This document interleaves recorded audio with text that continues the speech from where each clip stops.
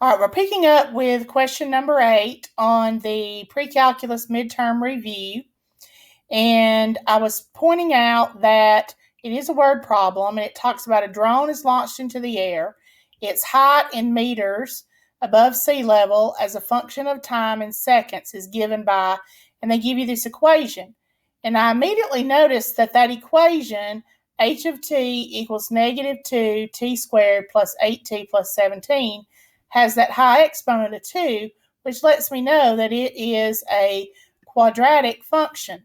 Also, if I think about how the drone would fly, if I'm, launching it into the air, at some point it's going to reach its maximum height, but then it has to come back down or land when I'm finished using the drone. So you kind of have this parabolic shape turned upside down. And so we're asked to find the maximum height. Well, hopefully you know at this point that for a quadratic, that maximum or that high point occurs at what we call the vertex. Now, the vertex is an ordered pair because you have two variables. And in this case, the x would correspond to t, which is the time in seconds. And f of x or y would be your height in meters. Now, there's a formula we can use. There's different ways for finding the vertex, but the easiest way is to use the formula. The formula will be given on the midterm exam. Okay, at the beginning, there's a formula sheet. But the h, or the x coordinate, is found by doing the opposite of b over 2a. The y coordinate is found by substituting that particular value back into the equation. So in some ways it is a plug and chug, but you may say, well, what does a and b and all that stand for? Well, remember, in a quadratic equation, and I'll see if I can rewrite this here. So we have h of t equals negative 2 t squared plus 8t plus 17. Okay, so we actually have, if you think about how we normally see it, your a is the number in front of the squared term, b is the number in front of the linear term, and c is the constant. Because we normally think about a quadratic as ax squared plus bx plus c. So to find my x coordinate of the vertex, which corresponds to the time, I need to do the opposite of b over 2a. So I have negative 8 over negative 4, which ultimately gives me a value of 2, or 2 seconds. And so that's not what I needed, though. I'm looking for that maximum height. So to find the maximum height, which is the y coordinate of my vertex, I have to substitute that value of 2 back into the original function. So I have negative 2 times 2 squared plus 8 times 2 plus 17. Okay, so I have negative 2 times 4 plus 16 plus 17. Negative 2 times 4 would be negative 8 plus 16 plus 17. It's going to give me 8 plus 17, or 25. So the maximum height that the drone reaches would be 25 meters, and it reaches that height at 2 seconds. Okay, but the question asks you for the maximum height, so the answer would be 25. The next question has to do with a polynomial function and its end behavior. And to make that decision, a couple of you did have a little bit of struggle with that. It's called the leading coefficient test. Okay, and so you have to look at two things in conjunction with each other. You look at, first of all, the degree. And the degree is your highest exponent, which in our case is a 5. And I'm going to make note that the number 5 is odd. I also have to consider, at the same time, I have to consider the sign, the SIGN, of the leading coefficient. Okay, remember the leading coefficient is the number that's in front of that highest exponent. So in this case, my leading coefficient is -1. And again, I'm going to make a note that here that it's negative. So if I remember my rules, and again, that's something you might want to put on your note sheet if you're having trouble remembering the leading coefficient. I noticed that my degree is odd, and I remember Miss Ralston told me that if it's odd, the ends are going to do opposite things. And because it is negative, that means there's technically been a reflection. So it's going to be backwards to what I think. So when you have, if you think about it, that means it's going to go this direction. Okay, because I'm going to have that reflection or that flip because my leading coefficient is negative. Guys, if nothing else, put it in the calculator and look at it. Okay, and you can tell. But when you have an odd degree and a negative leading coefficient, your graph is going to rise on the left and it's going to fall on the right. Okay. Again, when you have an odd degree, the ends do opposite things. Okay, so you may want to write down those 4 different scenarios on your note sheet. Question number 10 gets into doing either synthetic division or long division. I'm going to do long division here, partly because some of you struggled with long division, so I'm hoping that I can clear up any kind of issues or misunderstandings that you have. Okay, so we want to divide 6. Let me lower that down just a little bit.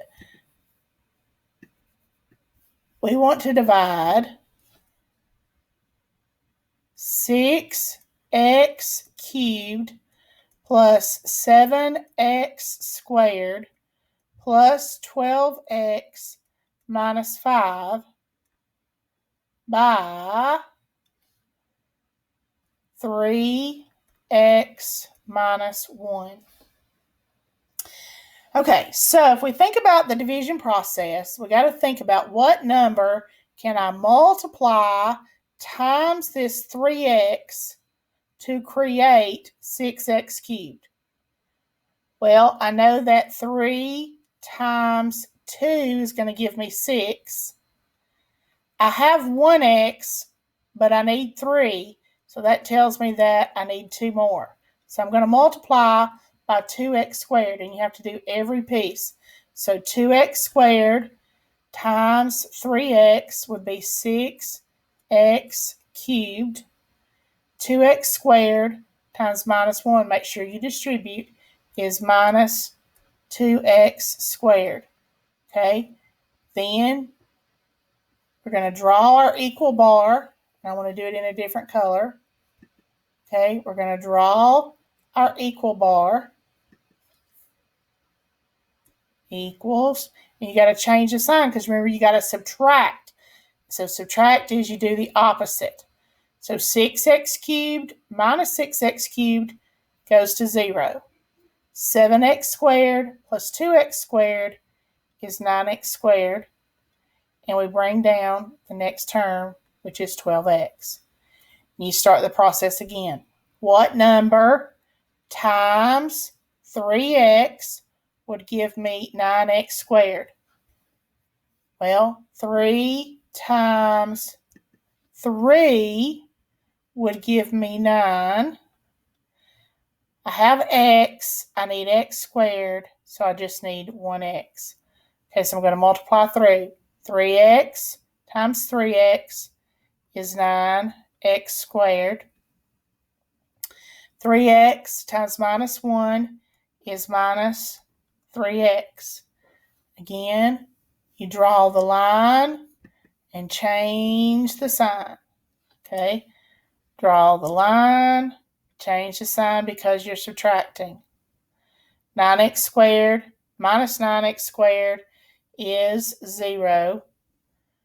12x plus 3x is 15x, and you bring down the next term, which is minus 5. And I'm going to do the process one more time. What number times 3x would give me 15x? And I believe that would be 5.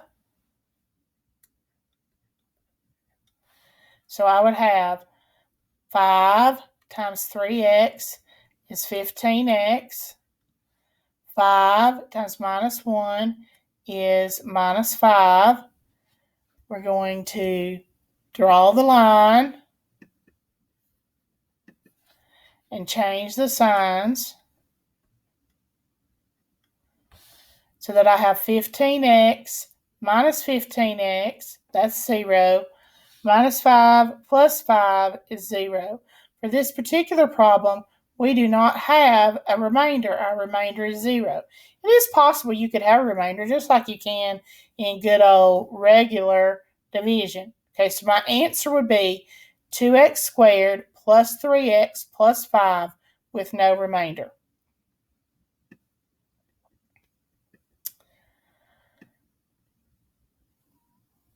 All right, number 11 wants us to find all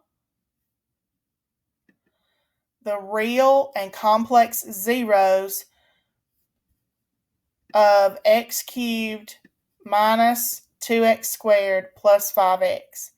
So we have a couple of options for finding the zeros. We're going to let this whole function, x cubed minus 2x squared plus 5x equals 0. Remember, when you see that word, zeros, you're trying to solve for x. So we set it equal to 0. Typically, for finding zeros, we either factor, if it's possible, or we use the quadratic formula if we have a quadratic.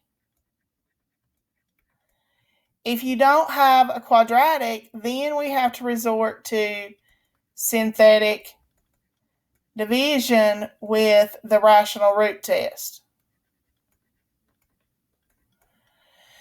But I believe this one factors, because I noticed right off the bat, it looks like all the pieces have an x. So I'm going to factor out an x. So I have x. I'm left with x squared minus 2x plus 5. So I know that x could be 0, and there is one of my solutions. I should ultimately have 3, because remember, the highest degree determines the number of solutions. So I should ultimately have 3 answers. Since I have in the parentheses now, I have x squared minus 2x plus 5, that's a quadratic. And so I could try factoring it again, but I don't believe it factors. So then I can try quadratic formula. In this case, my a is the understood 1, b is negative 2, and c is the 5. The quadratic formula will be one of the formulas that you're given on the test. So you may have it memorized, and that would help. So we have the opposite of b plus or minus the square root of b squared minus 4ac all over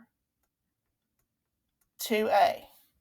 So I have 2 plus or minus the square root of 4 minus 20 all over 2. So I have 2 plus or minus the square root of negative 16 over 2. That gives me 2 plus or minus 4i. Square root of 16 is 4. Since it's negative, that introduces the imaginary number. All over 2. And then I need to simplify that fraction. It might be easier to look at it broken apart. You'd have 2 over 2 plus or minus 4i over 2, which ultimately simplifies to 1 plus or minus 2i.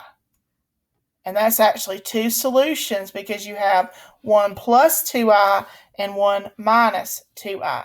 So you have 3 solutions, 0, and then 1 plus 2i, 1 minus 2i.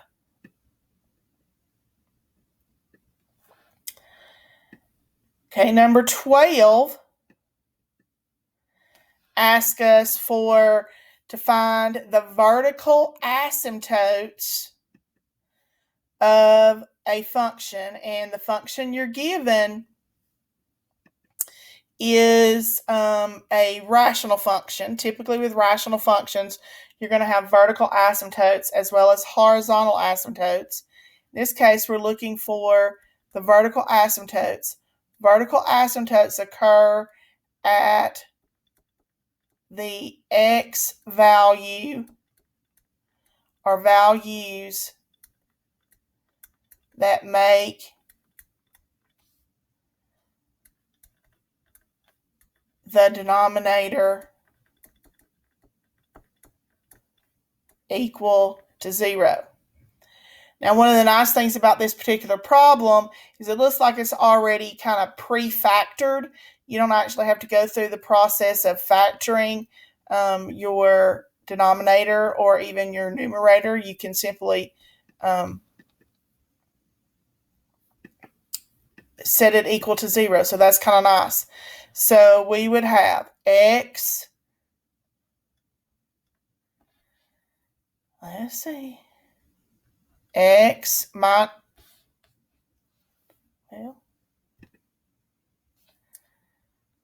x minus, something's going on with my pen. Hold on just a second. It's thinking about it.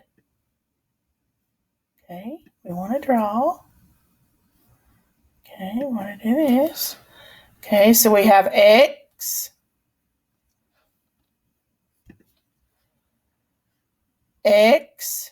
minus 3. Well, my goodness, guys.